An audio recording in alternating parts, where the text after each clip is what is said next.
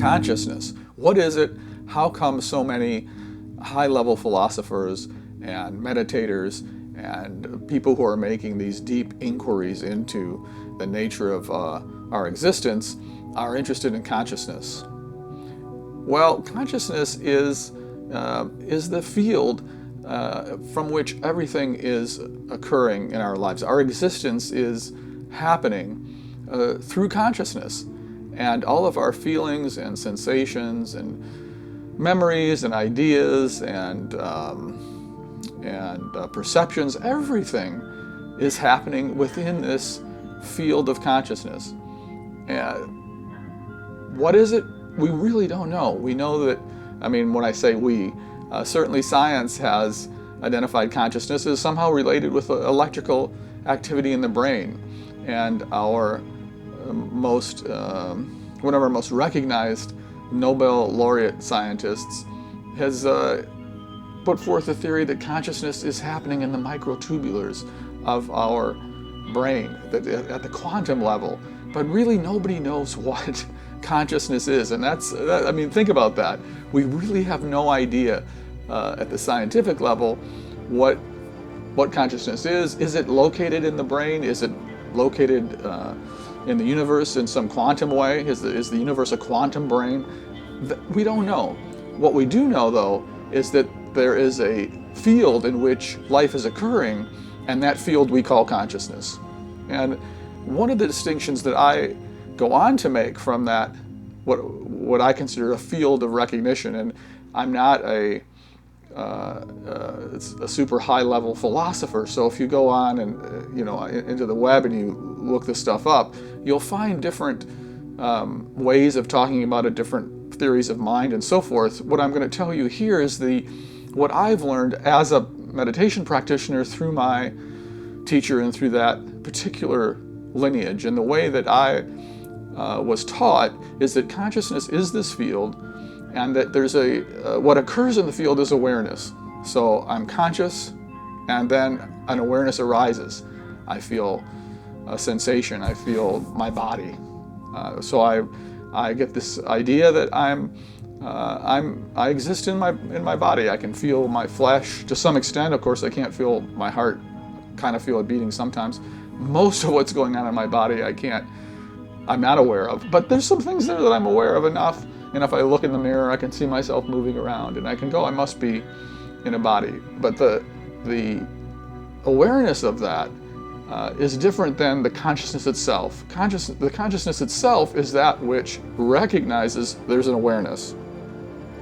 And the quality of that consciousness, if you're a meditator, if you're someone who practices, and I encourage you to check this out. Everything I tell you in Goodlander Experience Training, I want you to check out for yourself and verify it, that when you're meditating, if you have any kind of basic meditation practices, and certainly we have a number of them here if you don't have one, but if you've ever done meditation, you get the sense that sensations are coming and going.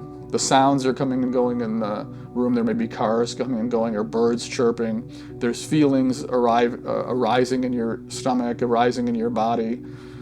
There's a phenomenon that is coming and going, but the consciousness, your consciousness, seems to stay the same, seems to be not moving, seems to be steady and equally distributed.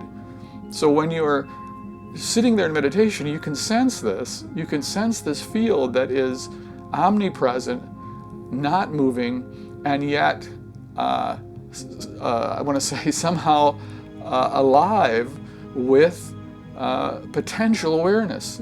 So even when there's nothing, it's a bit like the ambient sound in the room. There's something, even when you're not hearing anything, there is something there. There's a recognition of the field, but there's not an awareness. There's nothing arising in the field if you're just sitting there and you quiet your thoughts and everything's completely quiet. Or another example would be if you were in a sensory deprivation tank. This is the wonderful thing about sensory deprivation, is you quickly become aware of the field of consciousness, because the things that arise, the sensations, the feelings, the activities, are so, I want to say gross, but that's not the right term, I don't think, are so strong that we are not aware of our consciousness unless we sit and we meditate and we become still. Now, what's really, besides the fact that that is the basis of our existence, and meditation on that and the awareness of that is the very awareness of the root of where we come from and how we exist. Besides that, a very important point, the secondary part of it is that these things that arise in patterns. They arise in formations, in organizations, so that the experience that you have that's generated through awareness has organization, has a form. It's not random.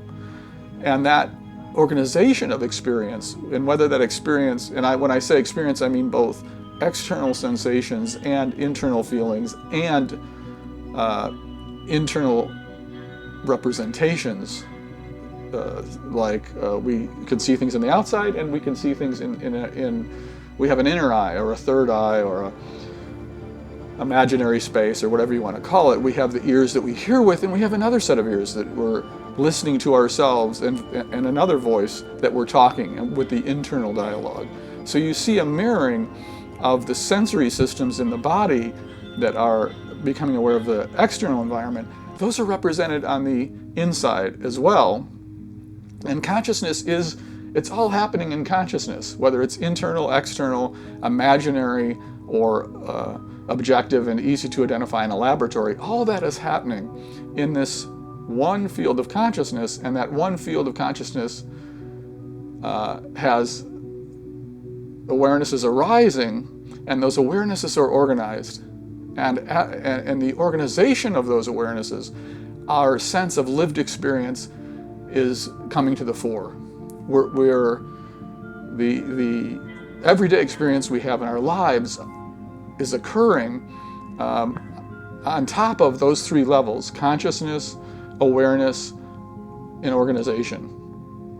Once those things come together, now we look around and we notice things, and we think things, and we have our experience, and the world appears. And that world that's appearing, though, what's really important about Goodlander experience training is that world that's appearing has organization, has intention, is not a static awareness of an objective reality, but in fact is a constructed reality based on consciousness, awareness, and organization.